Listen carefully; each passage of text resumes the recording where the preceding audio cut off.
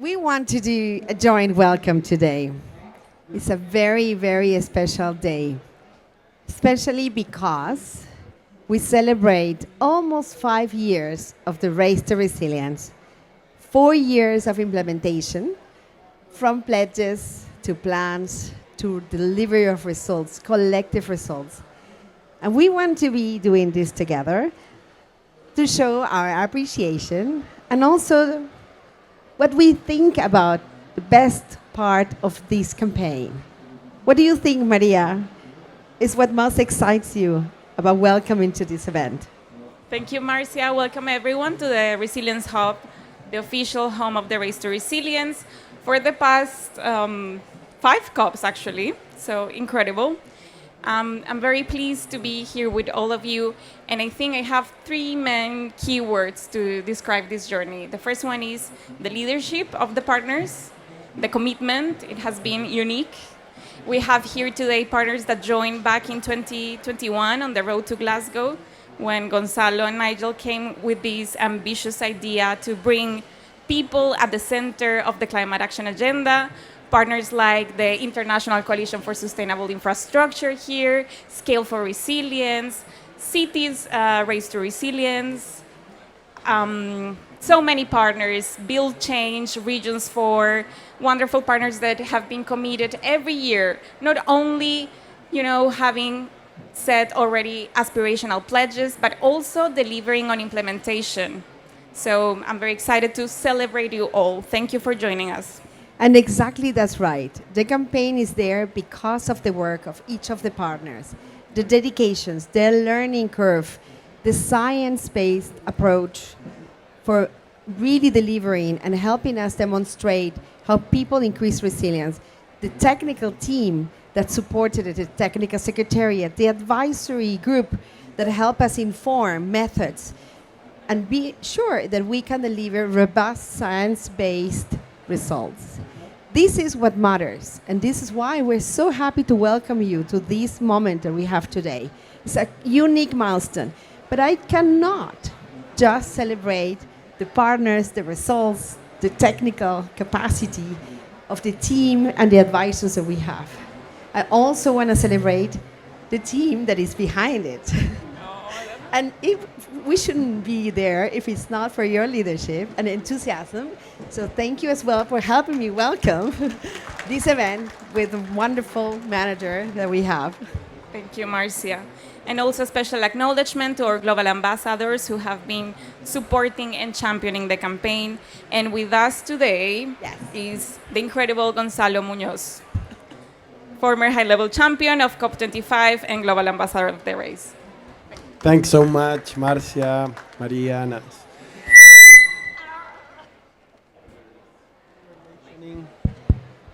And as you were mentioning people, I not only celebrate the team, I want to celebrate some of those who came before. First, David, please receive all the love from this community that you have helped to build for so many years. We know you're going through probably maybe your last COP, at least in this environment. So thanks so much. Your work, your passion, your determination, the love that you have poured into this community is celebrated everywhere around the world. In this earth, with Sheila Patel not being here, I need to also bring her. I can imagine her being here celebrating with us, and we're sorry that she could not travel. She sent me a message and asked me specifically to mention how not only sad she is for not being here due to some, let's say, logistical complexities, but how important is this place for her. We remember when we built the first Resilience Hub back in Glasgow, this was a huge, important moment to bring resilience from the periphery of the movement or climate to much more the center and the logic of so many people around the world. And the other person that I need to bring is Salim Hook, one that dedicated his life to those in need, to dedicate his life for all of us to understand the importance of working for those millions of billions of people that are suffering the consequences of climate change. This is a human drama that we're confronting.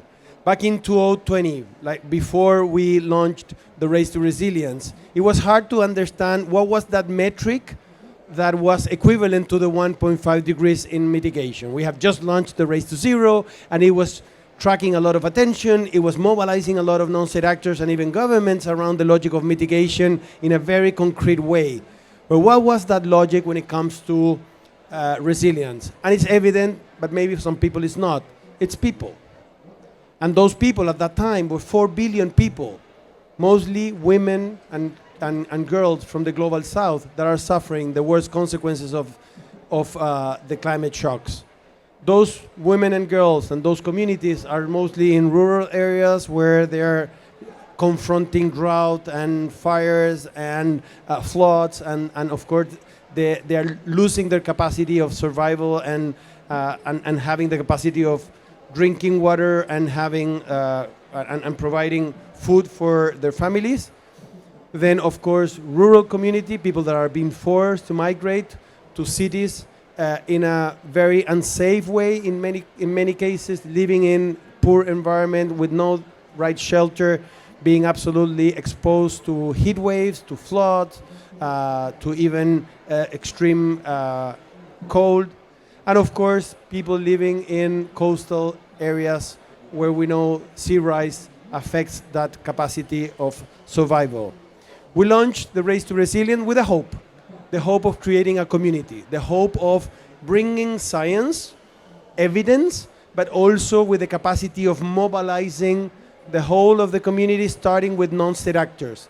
Where are those subnational government, businesses, civil society that can bring the evidence that, yes, we need to embrace adaptation and resilience from every sector of the economy, even starting from the logic of business cases. And it's been hard. I have to recognize, I'm just coming out of a closed meeting where those of us working on the action agenda for regenerative landscapes, we have a lot of evidence on how much crops and food production is receiving so many shocks, right? Nowadays, maybe, and maybe Johan can tell that I'm right or wrong, but maybe the climate stress will reduce the rice production potentially 4% globally. But when it comes to India, that might represent almost 30% of decrease on production. And that is extremely, extremely dramatic for those billions of people that need the stability of climate in order to continue producing the food. How do we embed that logic into the businesses and the production mechanism that can create the wealth for those individuals, for those communities? That's what Race to Resilience is about. So almost 5 years later, the Race to Resilience campaign expanded to include 46 partner initiatives with over 1,700 members. So it's a growth of 53% since 2022. And of course, I have to also recognize the importance of bringing science. In that case, what we did back in 2020, we invited the University of Chile. We had at that time the Oxford University providing the scientific evidence and work to congregate around mitigation. When it comes to adaptation and resilience, we said it's going to be in a southern country, and of course, Nigel was representing, I don't know if he was representing Oxford. Yeah, maybe. I don't know if I'm going to be happy about it. I studied at the University of Chile, so I feel very proud of inviting at that time Maisa Roja, now our Minister of Environment, to develop through the CR2 all the mechanisms to congregate the evidence around Race to Resilience. That is allowing us to track progress among those partners. So now we have key evidence of progress. That's what we're celebrating. Not only that we built the community that Salim and Sheila and David and of course the current team are very proud of, but also we know that 437 million people have already enhanced resilience. That's a tangible proof that adaptation implementation benefits people's lives, contributing to all of the access of the COP30 agenda. This is an element that also the Brazilian presidents have properly embedded into the action agenda that we're also celebrating that will continue if approved by the parties using the amazing diplomatic architecture that Brazil put in place. So this 437 million people is a milestone that corresponds to 22% of the people covered by the partners' plans and 13% of the campaign existing pledges.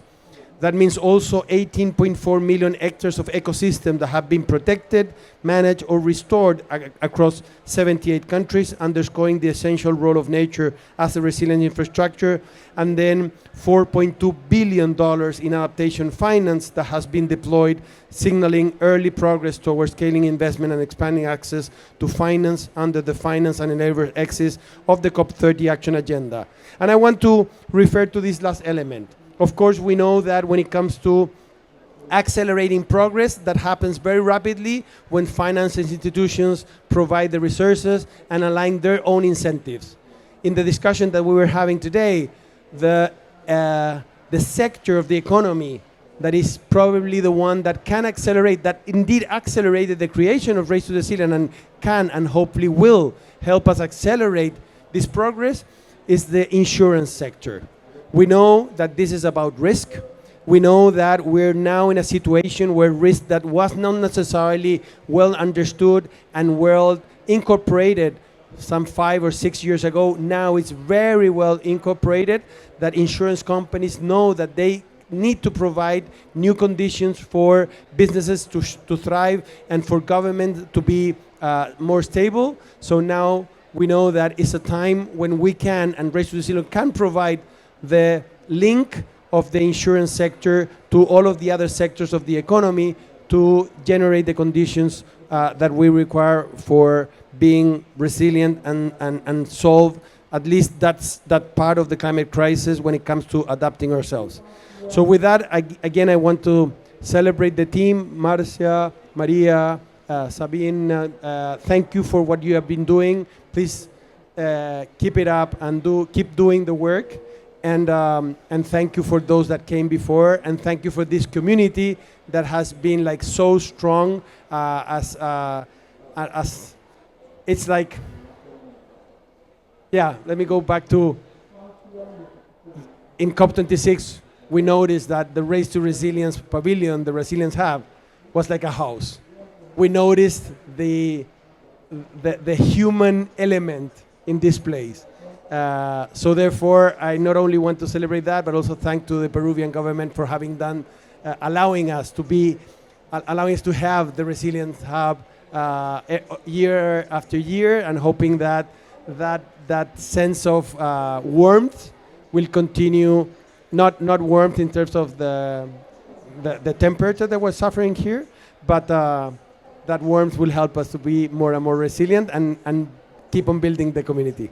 Thank you so much. Thank you very much, Gonzalo. The campaign has come a long way, from a vision to now being able to demonstrate that putting people at the heart of climate action is possible, and that delivering on adaptation and resilience is possible. We're very excited to welcome the partners which are the backbone of this campaign. So please, Laura Ramajo, Project Manager and Resilience Research Lead at the Race to Resilience Technical Secretariat, join me to moderate our first panel discussion. And then I'm also pleased to invite Jesper Hornburn. He's the CEO of the Global Resilience Partnership. Thank you very much, Jesper. Dr. Kate Strachan from Race to Resilience Culture, ICLEI Africa. Albert Salamanca, the lead of Adaptation Research Alliance, ARA. And Emily Landis, Climate Adaptation and Resilience Director at the Nature Conservancy and member of the steering committee of the Global Mangrove Alliance. Thank you, and the floor is yours, Laura. Thank you, Maria. Thank you so much for being here. It's very nice to see you in person, because we have a lot of meetings, a lot of emails, but we are here. So I'm going to start with you, Jesper. So GRP has been on the forefront of implementing locally led adaptation initiatives. So we want to know from your experience, what are the key ingredients that move Brazilian from concept to sustained impact on the ground? Wow. I think coming together as a community and working together is what brings out the metrics, understanding what resilient is in a much deeper sense, being able to bridge the things that are happening on the ground. And I think the Race to Resilience campaign is a really good example of that, and learn from that and take it forward. So just great what Gonzalo said, that there's a lot of history. We also have to remember there has to be a future. So the trust that has been built, I think that's very important. And there are several examples of actual initiatives, such as the RPI that we at SGRP has done with Google. We just the other day launched Resilient Science Must-Knows. That is guided and instructed by all of this work. So it's that community. Okay, and how is GRP partnership model unlocking both finance and agency for communities often left behind in adaptation? And in your opinion, what does this reveal about where real resilience is built and scaled? This is a big question. So resilience is so much more than just dealing with risk, right? It's about how to be prosperous in the future because things will change. And we know that. So the real resilience is built through all those principles that you need to look at. It's very important to work together. It's very important to consider all the different stakeholders. You need the diversity. I mean, Race to Resilience is a good example of that. And very conscious of time, I'm just going to finish by saying it is only by working together and putting science at the core of what we do that we can achieve something. It's a learning process. Resilience is not a fixed state. It's an approach. It's something a dynamic thing that we live in together. Thank you, Jesper, and thank you so much and for reporting this year in this reporting cycle. Kate, your turn. ICLEI Africa, alongside with ICLEI United States and Cultural Heritage Network, and led the initiative Race to Resilient Culture. And can you tell us more about the latest RIPSOL and also which were the lessons that global actors draw from African United States city advancing in resilience? Thanks so much. And yeah, at the heart of the Race to Resilience culture is really has been built around one very simple truth, and that's the idea that culture, heritage, and the arts are not peripheral to climate action, but they are the engines of resilience. So the initiative really works across historically undeserved communities in Africa and the US, and recognizes something I think climate policy often forgets, and that's that people adapt through identity, memory, creativity, and shared belonging. And when you anchor resilience in the cultural life, its stories, its rituals, its practices and places, you really do unlock that social cohesion and that trust and that agency. And those are the real foundations of this. So our ambition so far is to have 75 cities mobilized by 2026, and a shared global methodology and a pipeline of measurable climate-based resilience outcomes. This year, in our inaugural cohort of cities, we have 31 pioneering cities, about 16 from... I don't know if it's me. No. 16 from Africa and 15 from the US. And what we've achieved so far in the past 12 months is that we've hosted 9 deep dive webinars from traditional ecological knowledge to creative storytelling in resilience planning. We've facilitated peer exchanges between our African and our US cities, proving just how powerful South-North learning can be when culture is the connector. And 2 mayors have so far showcased their work at the second Climate Week in Addis, demonstrating their political leadership on cultural resilience. And I guess the real innovation that's happening on the ground is that Mzanduzi municipality in South Africa and Sekonde Takoradi in Ghana have formally integrated cultural heritage into their climate action plans and are treating culture as an adaptation asset.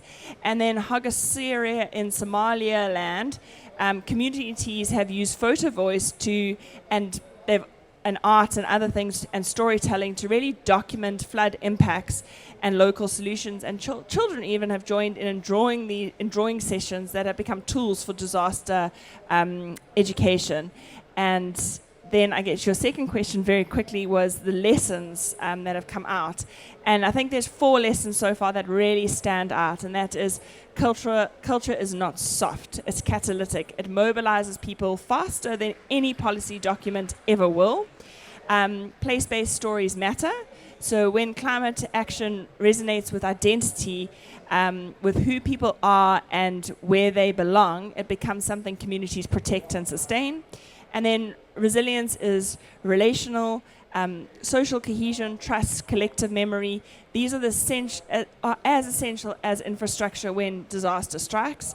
And the fourth one is culture. Culture strengthens multi-level governance. It really does link community experience with municipal planning, national policy, and global goals, and it turns lived experience into evidence and evidence into action. Okay, thank you so much, Kate. Albert, it's your Hello. turn from Adaptation Research Alliance. So one of the most important challenges in adaptation is turning evidence into action, right? So how is Adaptation Research Alliance bridging the gap between research findings and real-world resilient outcomes from vulnerable communities?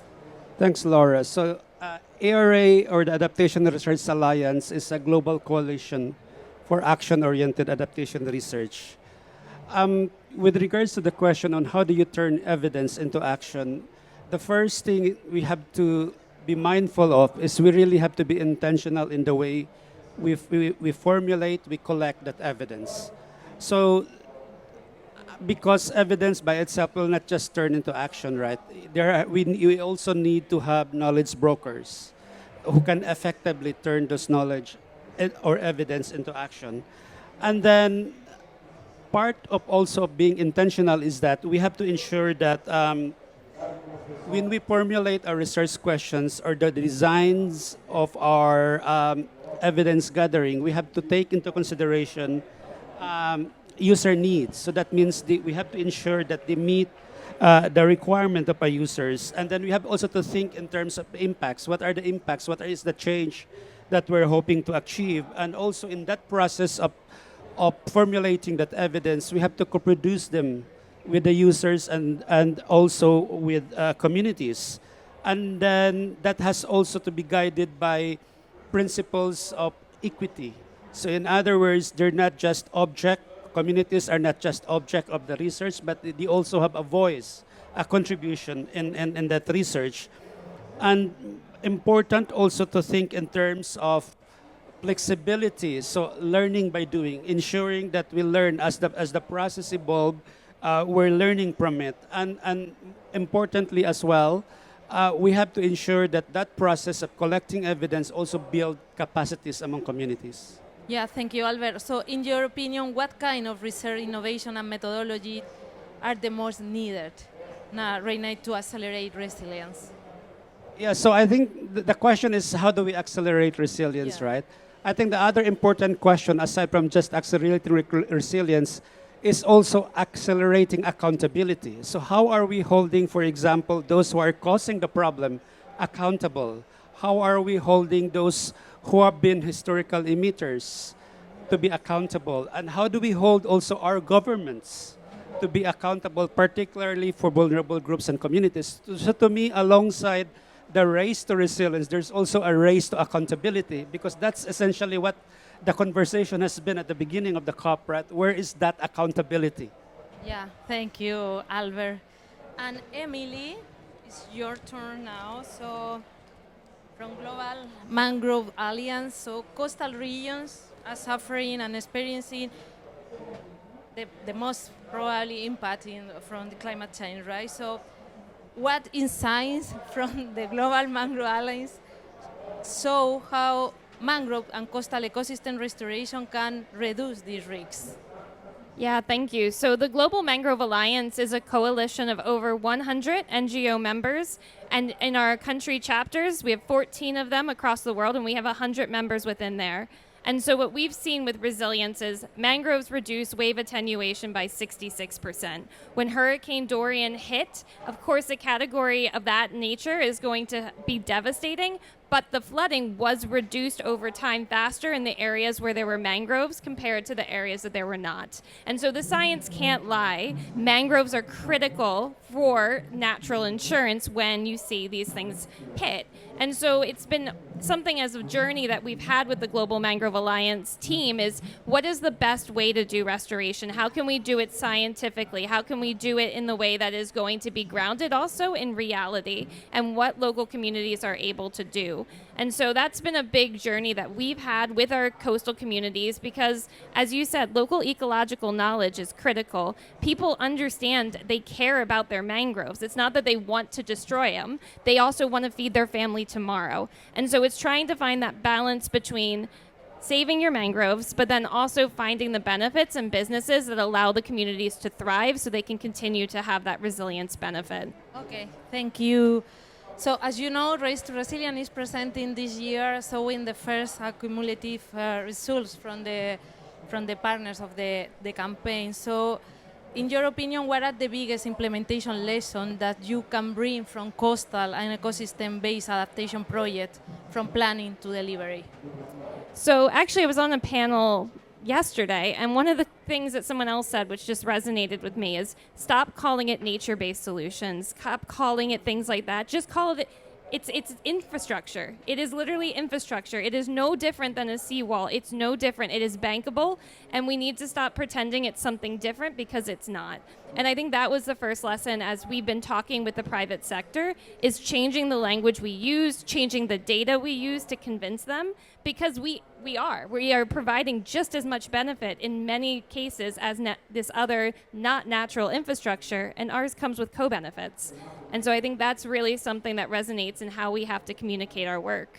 Yeah, thank you, Emily. So thank you so much for being your so wonderful partners. Thank you so much for being participating this year in our reporting cycle. So this is our panel for today. And now, Maria, if you want, well, a big applause for our partners here. Thank you, Laura, and thank you to our first group of panelists. This is a demonstration of the span of the Race to Resilience, from culture to research to innovation and mobilizing actors and partnerships to nature-based solutions.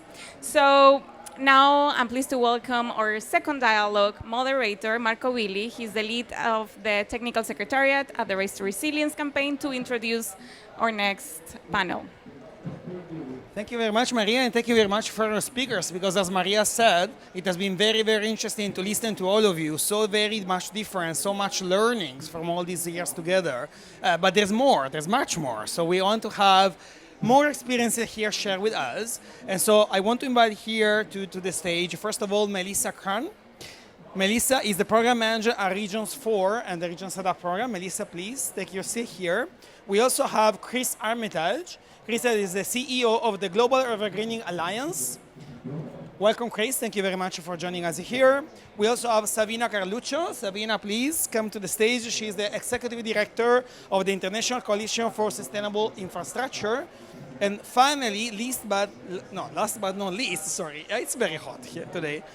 I have Christian Jungstein, the Hub Solution, which is also one of the key partners of the Scale for Resilience initiative. So thank you very much for joining me here today, and thank you very much for everybody being with us. So Melissa, we will start with you. So we heard before from Kate, we heard about the cities, we heard about all the work that local actors do, but there are other actors that many times mediate between the local and between the global, that are the regions.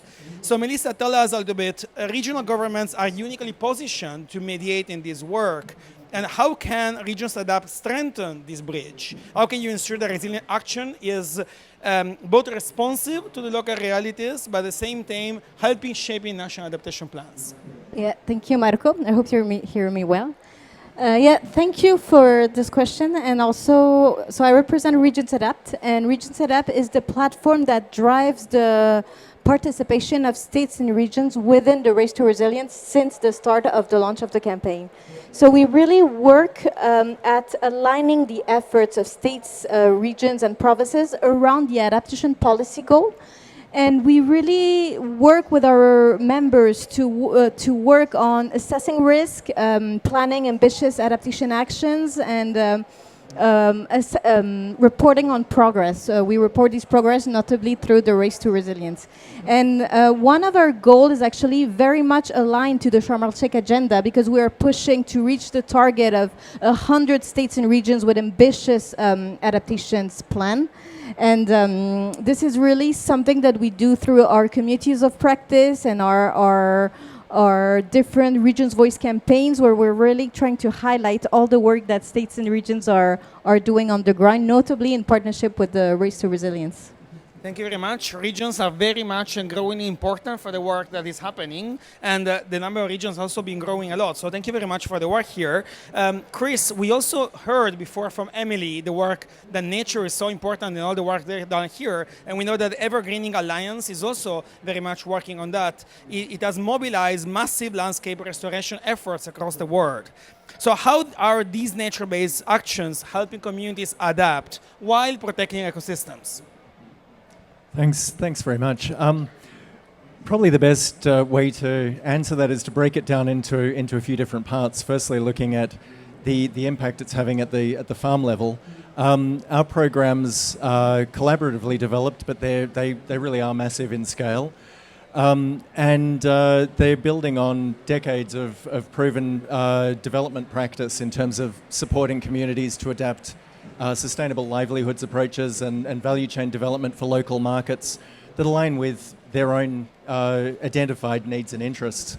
So at the farm level, the approaches that we're taking is supporting communities or individual households to plan contextually appropriate agroforestry approaches that enhance their existing food production systems to grow more in a more sustainable way, in a more reliable and profitable way. And also to build resilience in terms of their on-farm assets. So in future times of extreme need, they have coping mechanisms at the farm level. In terms of the impact of the programs more broadly, we've taken this sort of large-scale collaborative smallholder farmer-led restoration approach, and we've added a layer of carbon accounting and developed a methodology that is attractive for private sector investment. And so the current project, our flagship project in East and Southern Africa, it's designed to span 6 countries.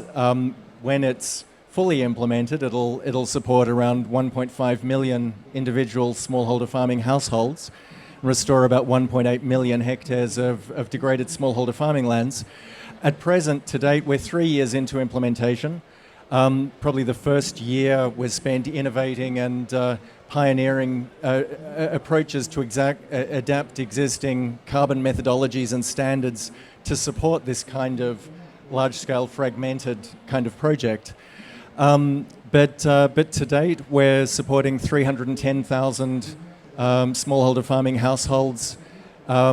We've established more than 54 million trees in those smallholder farming lands, and there's now 640,000 hectares under active restoration across this one carbon project, all funded by the private sector. Okay. Thank you very much, Chris. Really very high numbers, very high expectation that can really bring us to hope that we are advancing in the right direction. So as the natures and the ecosystem and all the restoration is so very important, we know that built infrastructure is also equally important for resilience. So Sabine, I want to ask you, ICSI has been advancing resilient infrastructure globally. How can infrastructure system be designed to deliver both adaptation outcomes and social equity? Thank you, Marco, and hello, everyone. I just came from London, and a slight thermal excursion, I think this is like killing me. But it's a pleasure to be here. We were amongst the first partners, and we were really glad to be part of this great group I represent a community of engineers globally, and our approach is really having a focus on implementation and solutions and what works and what doesn't. So that's kind of what we've been doing also in terms of resilience and taking different lenses every year.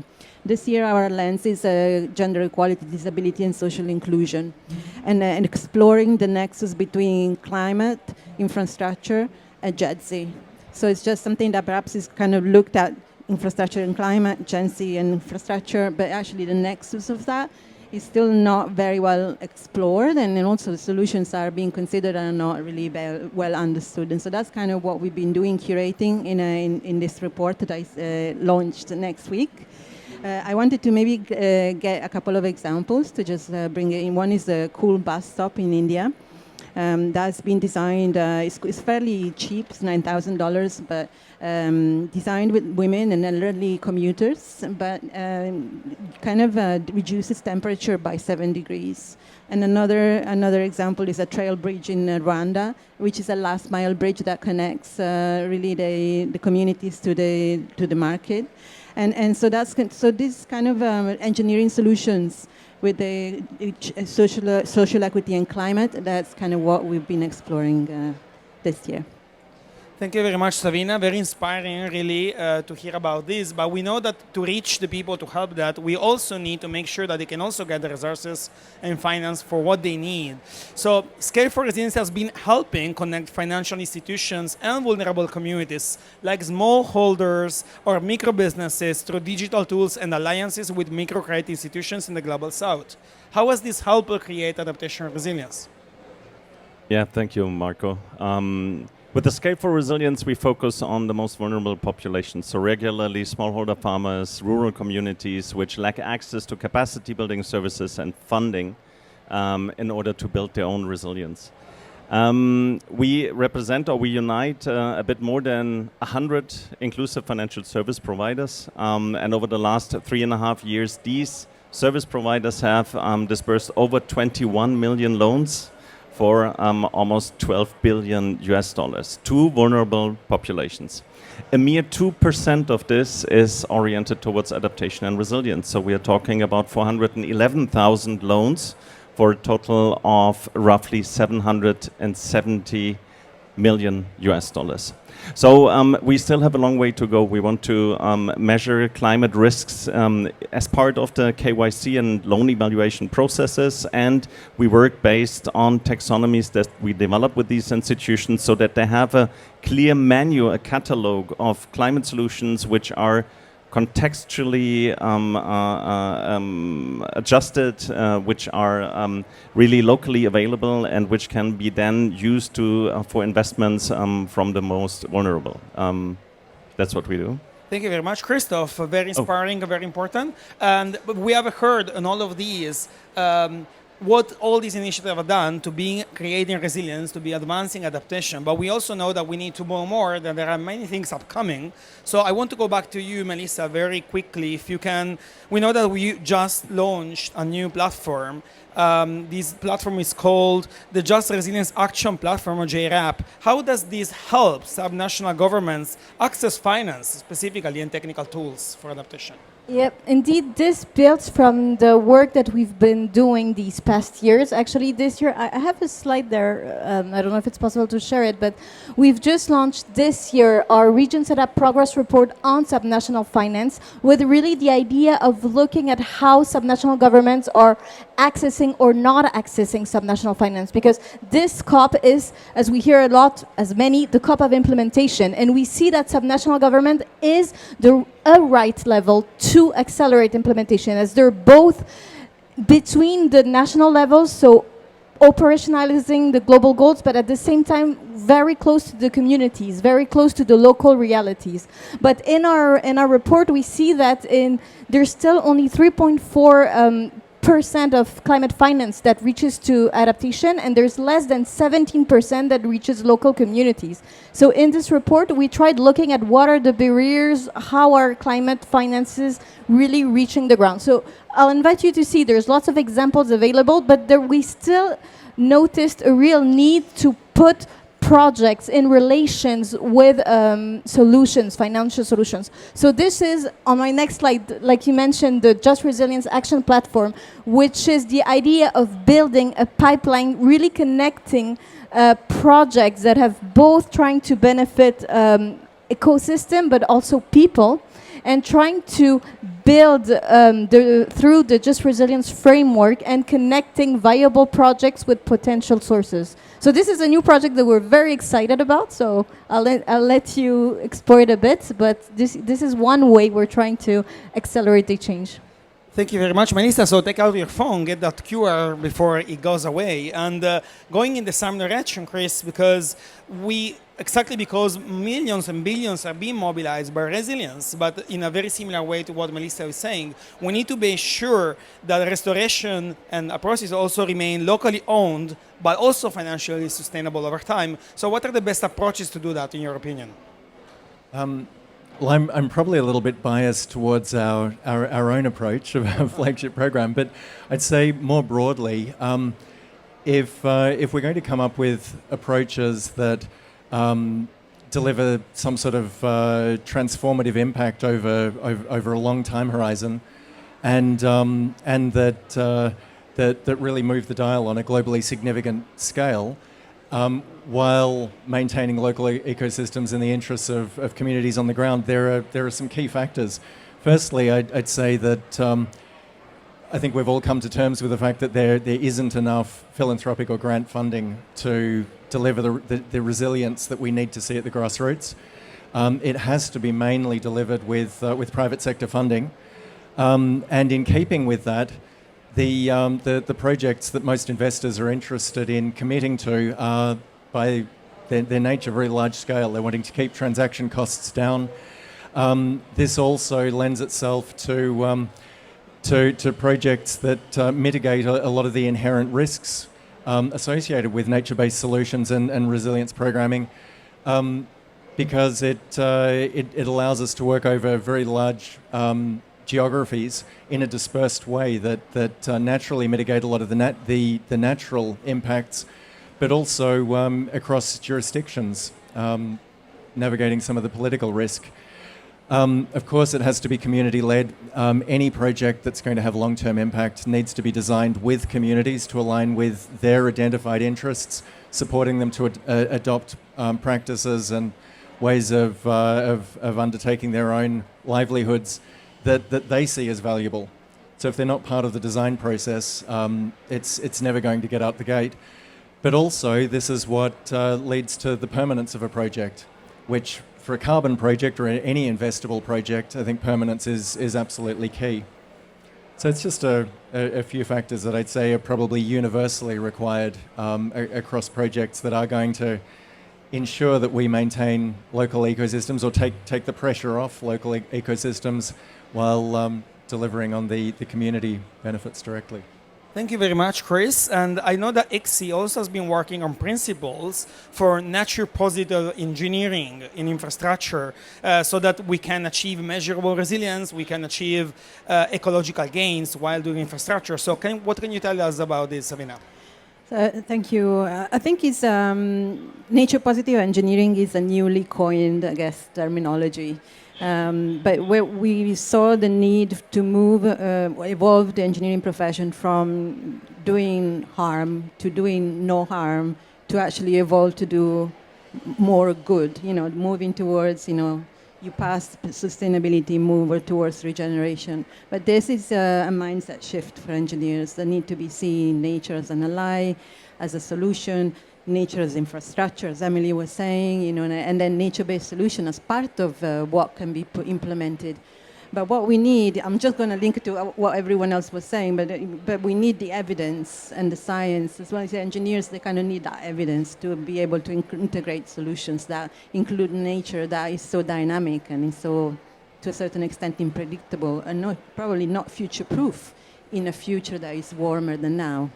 So So all of this has been kind of condensed into this nature positive engineering principles that we published earlier this year. And I think this is really about convergence. It's a convergence of different disciplines. So it's not just engineers, it's ecologists, it's climate scientists, but also a convergence of perspectives. The co-design, I think it needs to be absolutely part of what nature positive engineering solutions are. So that's kind of something that we're working on, and we want to be building more and more evidence. So maybe, Albert, I can talk to you about this afterwards. Thank you very much. And now that we get to the closing of our panel, we have been reflecting, we have been seeing so many advances, so many things upcoming. But while all these efforts are very inspiring, we also know that the adaptation gap is very large, and it really requires us to do much, much more. So, Christoph, maybe as a final reflection for you, what would be needed to help scale the impact of initiatives such as Scale for Resilience, for instance? Yeah, thank you very much, Marco.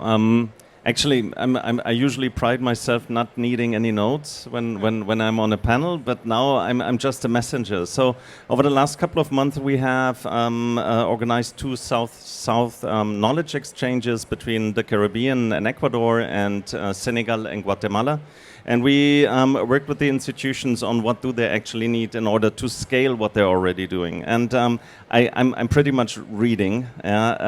So first, really a much greater public-private joint effort. And most importantly, beyond financial, but also especially political short-termism that is often guiding these efforts. So we need that everybody is attacking the challenge together, especially in that second, in the direction of having a much better communication on what are the clear benefits of adaptation and resilience investments, especially for the most vulnerable populations. This needs to be promoted and shared not just by one single sector, but it needs to be a collaborative effort. Third, provision, and this is no surprise, provision of longer-term funding, and I'm not even talking about concessional yet, but longer-term and having more predictability and planning certainty when it comes to funding strategies for adaptation and resilience. And last but not least, we need economic incentives and financial incentives. So obviously concessional finance for financial service providers, but we also need result-based grants, maybe some smart subsidies for the end beneficiaries in order to take the decision to invest in adaptation and resilience. So if we follow these four asks from our partner institutions and member institutions, I think we can at least 10 times having what we already have achieved. Thank you, Marco. 10 times that. That's really promising, and hopefully we can get there. And now, having heard all these experiences, having heard principles, guidelines, and hoping of many announcements during this COP that can help us complete that, I will now pass it back to Maria. But first of all, I want just everybody to please applaud our panel, and thank you very much. I will pass it to Maria so that we can now go to our... We're now in the closing. Thank you very much, wonderful partners, and Marco. So we were reminded that adaptation really is about improving the lives and livelihoods of people. For closing remarks, it's my absolute pleasure to welcome Johan Rockström. He's the director of the Potsdam Institute for Climate Impact Research, and we're very fortunate to have him as well as one of our global ambassadors. So, Johan, if you join us on stage. Thank you so much, and thanks for this really rich session. I'd like to start by bringing us back where Gonzalez took off, the journey of the whole Resilience Hub and the Global Resilience Partnership, and the fact that the whole resilience concept has been gradually taking deeper and deeper step into the heart of the whole climate negotiation process, but also being, I would argue, scientifically with very good grounding, a fundamental component of any chance of succeeding in the transition that we are in the midst of. And let me just place that a bit in the scientific landscape. And actually it relates very much to the We Must Know report that was released just, was it yesterday, here at the Resilience Hub. So we know that we are unfortunately here at COP30 for the first time forced scientifically to communicate that we will be breaching the 1.5 degrees Celsius limit with very high likelihood already within 5 to 10 years. And the best that science can offer is an overshoot period of 50 to 60 years. Can you imagine 2 generations of inhabitants on planet Earth that will be living in overshoot, at best, peaking at 1.7 degrees Celsius, before we gradually can come back within a manageable, safe, but not back to the virgin conditions that we really would want, but a manageable future for humanity. Now, when you look at that science, you realize that resilience is everywhere in that journey. So resilience factor number 1, I would argue, is the new dimension of resilience, namely Earth resilience, that we need to persist and keep the planet stable by investing everything we can in accelerating the phase out of fossil fuels, but also investing in building the resilience of all the ecological functions, the Amazon rainforest, the peatlands, the ice sheets, the AMOC, avoiding crossing tipping points. The latest science, and that is in the Resilience Must Knows, defines that as persistency. This is the component of resilience that does not want to change. It wants to secure the abundance and diversity, the social ecological diversity of systems to remain in a stable, functional, life-supporting state. And we've come to the point where that is now under risk. The second dimension of resilience that overshoot implies is, of course, adaptive capacity. We're now entering a very dangerous terrain where we know that extreme events undermining life support will increase in a way that will make 2024 look like an harmonious year. I'm sorry to say this. We need to buckle up and prepare to build resilient farming systems, resilient cities, resilient communities, resilient value chains. Resilience will be the number 1 investment topic in insurance companies, in financial institutions, in the banks, in the World Bank, in IMF.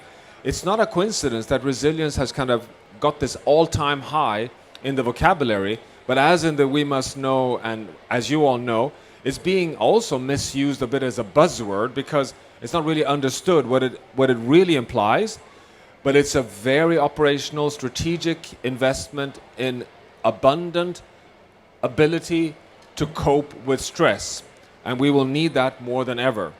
But the final and third dimension of resilience that the overshoot journey unfortunately implies is that whether we like it or not, we're heading towards limits to adaptation. Many communities will not cope. The heat levels will be so life-threatening that we will see displacement, migration, people having to move out of their rural livelihoods. There won't be fresh water enough to run the coffee plantations in all agroecological zones as we've seen before. So transformation, the third dimension of resilience, as we understand it scientifically today, is also a necessary component of the journey ahead. So persistency, adaptability, and transformability are the fundamental envelope of a resilient future. And that's no longer theory. It's not academia. This is operational, hands-on deck efforts across the entire world. That is why I think what we've gone through in this session and what the Resilience Hub represents, and the fact that a race to resilience was chosen so early as the North Star for the work to really follow up on each COP meeting has been so central and so important and so aligned with what the world needs. So I want to congratulate the resilience community, and I really hope that you'll be able to keep up the journey because it's really needed. So thank you, and let's keep up the work.